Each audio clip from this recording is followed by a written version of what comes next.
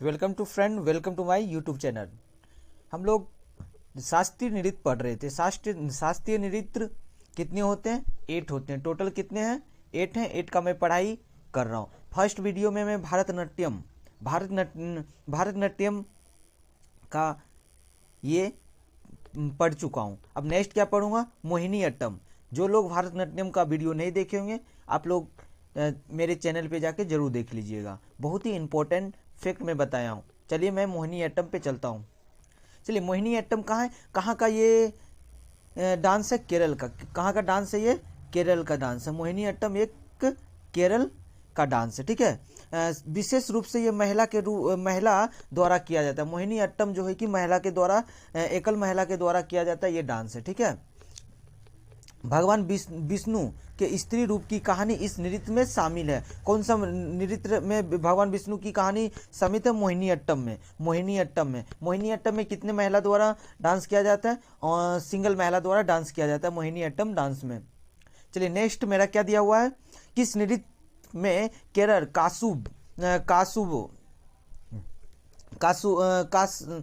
कासाबू साड़ी पहनी जाती है? कौन सी नृत्य में कासाबू साड़ी पहनी जाती है? मोहिनी अट्टम में। कौन सा नृत्य? मोहिनी अट्टम में। व्यवहार हारम माला नामक प्राचीन ग्रंथ किस नृत्य का उल्लेख है? मोहिनी अट्टम। व्यवहार माला नामक प्राचीन ग्रंथ किस नृत्य से उल्लेख है? मोहिनी अट्टम में उल्लेख दिया गया। भगवान विष्णु के स्त्री की रूप की कहानी मोहिनी अट्टम में भगवान विष्णु की है। और भारतनाट्यम में क्या था? भगवान शिव की। आप लोग को हिस्ट्री में नृत्य में ज़्यादातर आप लोग को मिलेगा भगवान शिव और भगवान विष्णु, दो ही का ज़्यादा से ज़्यादा चर्चा होता है। जादूगरिनी का नृत्य कहा जाता है मोहिनी अट्टम, ठीक है। जादूगरिनी का डांस किसको कहते हैं? मोहिनी अट्टम। इसमें मणि परवल भाषा का प्रयोग किया गया। इसमें कौन सा डांस में मणि परवल भाषा का प्रयोग किया गया? मोहिनी अट्टम में। कौन सा? मोहिनी अट्टम में। मोहिनी अट्टम में भाषा परवल का प्रयोग किया गया।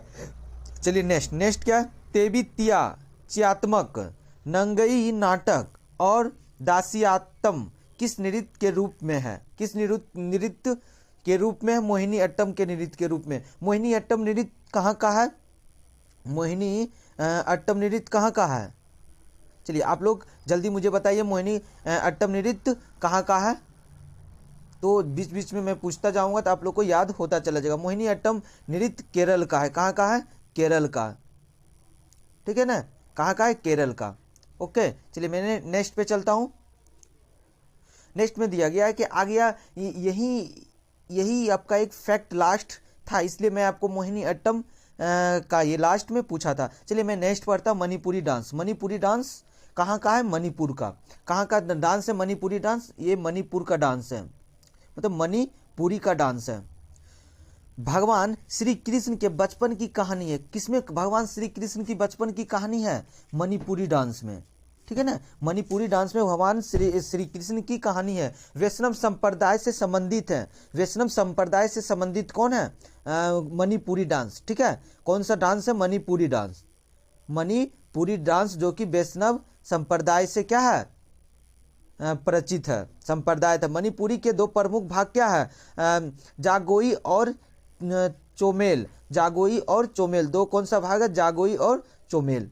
चलिए नेक्स्ट मैं चलता हूँ। मणिपुरी के ही बारे में अगले फैक्ट जानूंगा। मणिपुरी की प्रमुख शैलियाँ कितने? प्रमुख शैलियाँ मणिपुरी की कितने? मणिपुरी की प्रमुख शैलियाँ कितने हैं? तीन शैलियाँ हैं। ठीक, कितने शैलियाँ हैं? 3 शैलियाँ हैं। ओके, चलिए नेक्स्ट क्या है? लाई होरोबा। फर्स्ट मेरा नंबर क्या होता है? लाई हरोबा और संकीर्तन और रासलीला आमतौर पे सभी में कहाँ पे किए जाते हैं? यूपी हो गए, बिहार हो गए, यहाँ पे क्या किया जाता है? रासलीला का एक नाटक रचा जाता है। चलिए इनमें कितने तालों का प्रयोग किया गया? 64 तालों का प्रयोग किया गया। कितने तालों का प्रयोग किया गया? 64 तालों का प्रयोग किया गया। चलिए नेक्स्ट में क्या दिया गया? इनमें कलाकार दर्शकों से सीधे आंख नहीं मिलाते हैं। कोई भी, जैसे आप देख लीजिए, कोई भी नाटक होता है क्या, जो भी पार्टिसिपेट लिए हुए रहते हैं कलाकार, क्या दर्शक से आंख मिला पाते हैं? नहीं। ये मणिपुरी डांस में भी जो कि एक कलाकार हैं ये नहीं मिला पाते हैं। कौन सा नाटक है? रसलीला। रसलीला में क्या होता है, ये डायरेक्ट दर्शक से आंख नहीं मिला पाते हैं कोई भी कलाकार। इनमें से कलाकार बेलनाकार स्कर्ट पहनते हैं। किस तरह स्कर्ट पहनते हैं? बेलनाकार स्कर्ट पहनते हैं, जिसे पोटोलोई कहा जाता है। इसे क्या कहा जाए? पोटोलोई। जो कि प्रारंभिक गायन का प्रयोग किस नृत्य में किया गया है? मणिपुरी में। ये ना प्रारंभिक में सबसे पहले जो है कि कोई भी नृत्य में गाना का प्रयोग किस में हुआ है? मणिपुरी में। नागबंध मुद्रा। नागबंध मुद्रा किससे संबंधित है? मणिपुरी डांस से। नागबंध मुद्रा किससे संबंधित है? मणिपुरी डांस से। ओके, किससे संबंधित है? मणिपुरी डांस से। किस नृत्य में नृत्य, वाद्य यंत्र बजाना और गाना गाना एक ही व्यक्ति द्वारा किया जाता है? ऐसा कौन सा नृत्य है जिसमें कि व्यक्ति वाद्य यंत्र भी बजाते हैं, गाना भी गाते हैं और डांस भी करते हैं एक ही व्यक्ति? ये नहीं कि अलग व्यक्ति बजाने वाला, अलग व्यक्ति गाने वाला, ऐसा नहीं। वो मणिपुरी डांस है, मणिपुरी गाना है, ठीक है ना। जो भी लोग मणिपुरी वाद्य यंत्र बजाते हैं, वो गाना गाते हैं, एक ही व्यक्ति द्वारा किया जाता है, जिसमें कि पंग चोलेम कहा जाता है। क्या कहा जाता है? पंग चोलेम। ये भी आपका एक इंपॉर्टेंट है, जो इंपॉर्टेंट है मैं उस पर रेड लगा दूंगा, पंग चोलेम, ठीक है। पंग चोलेम कहाँ का, किससे संबंधित है? मणिपुरी से, मणिपुरी डांस से। चलिए नेक्स्ट क्या है? पेन वाद्य यंत्र। पेन वाद्य यंत्र, वाद्य यंत्र का जहां भी आ जाएगा आपको क्या बोलना है? मणिपुर। कहाँ बोल देना है? मणिपुर। मणिपुरी डांस से कहीं भी यंत्र आ जाएगा वो मणिपुरी डांस से संबंधित है। चलिए नेक्स्ट